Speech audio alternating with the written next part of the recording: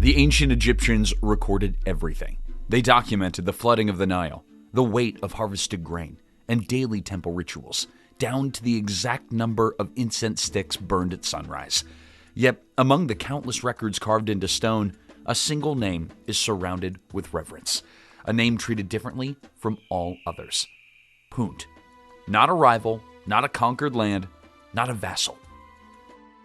Now, to them, Punt was not a distant territory. It was a sacred origin, the source of divine materials needed to connect the living and the eternal. And unlike most lands described in Egyptian records, Punt wasn't a place that they feared. Punt was a place that they admired. Punt supplied Egypt with the most spiritually valuable substance of the ancient world, myrrh, more precious than gold. To us, it's just a fragrance, but to Egypt, it was holy. Priests anointed temple statues with it to awaken the gods. Frankincense and myrrh smoke carried prayers into the realm of eternity. The scrolls describe these substances not as goods or commodities, but as gifts from the gods themselves. And from Punt came more than incense. Ebony, used for royal furniture. Ivory, carved into ceremonial objects. Gold, for crowns and sacred jewelry. Exotic animals, for temples and zoological displays. Medicinal herbs, for healing rituals. To the Egyptians, acquiring these materials was not business, it was worship. 1493 BCE. Egypt's throne is occupied by someone history was never prepared for. A woman. Pharaoh Hatshepsut. She wore the ceremonial beard, commanded an empire, and dared to rewrite the rules. Where other pharaohs seized power through war, Hatshepsut seized it through vision. Her goal wasn't conquest, it was reconnection. Punt had not been reached in centuries. No map survived. No living sailor knew the route. Her plan was risky, expensive, and borderline impossible.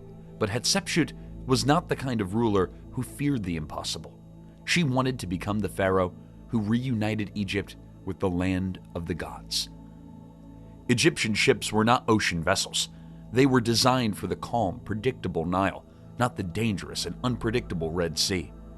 The sailors faced deadly reefs sharp as blades, sudden storms that swallowed ships whole, and the threat of pirates along the coast. Many of the crew had never seen open ocean. Some had never left the Nile at all. But failure was not an option. To return without reaching Punt meant returning without the favor of the gods. They sailed on. And then, land. Not sand dunes, not barren desert, but green. Monkeys leap from branches. Giraffes graze on tall acacia trees. Ebony forests stretch toward the riverbanks. The Egyptians wrote, "To them, Punt was not just rich, it was alive in ways that Egypt could never be. Imagine coming from a world of stone temples and desert heat, and arriving in a place bursting with animals, color, and rain. To Egyptians, Punt must have seemed like the closest thing on earth to Eden." Now, what came next was unprecedented. Egypt documented the ruler of Punt, not as a trophy, but as an equal. The king wears leopard skins and layers of gold jewelry that show wealth independent from Egypt. Beside him stands the Queen of Punt, portrayed with a body type the Egyptians never idealized in their own art. They did not airbrush, they did not reshape, they carved her exactly as she appeared. Egypt reserved that level of detail only for those they respected. This was not a tribute carving, it was a portrait of democracy. The ships are loaded until the wooden planks strain. Gold, ivory, ebony, animals no one in Egypt had ever seen. But the greatest treasure was alive. The Egyptians uprooted myrrh trees and placed them carefully aboard ships. Living trees. They brought the soul of Punt back to Egypt. Hatshepsut planted them in temple gardens. On her temple wall she carved. For the Egyptians, this was not trade. This was pilgrimage. And then, silence. Egypt stops mentioning Punt entirely. No war, no destruction, no final chapter. Historians believe climate change dried Punt's rivers. Sea levels swallowed their harbors. Trade routes shifted toward inland kingdoms. Whatever happened, Punt did not die dramatically. Punt faded. like a candle, extinguished without smoke. For centuries, archaeologists searched for Punt. But no ruins, no capital city, no inscriptions left behind by Punt itself. Just Egyptian accounts. But then, a breakthrough. Mummified baboons were discovered in Egyptian tombs. Their inscriptions revealed that they came exclusively from Punt. Scientists ran DNA and isotopic tests determining where those baboons were born. The match was precise.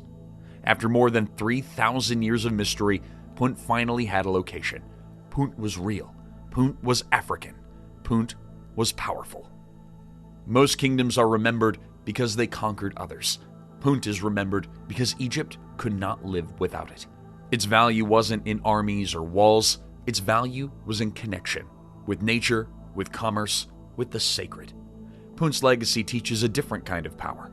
Not the force of domination, but the force of respect. History is usually written by conquerors, but sometimes the most powerful stories belong to those who left no monuments. Punt never built pyramids. They never carved their own history into stone. Yet the world still whispers their name, because true power is not measured in walls or soldiers, but in legacy. There are more forgotten kingdoms like Punt buried under time, waiting to rise again. If you want to uncover them, be sure to subscribe to Veil of Ages. Lift the veil. See what history tried to erase.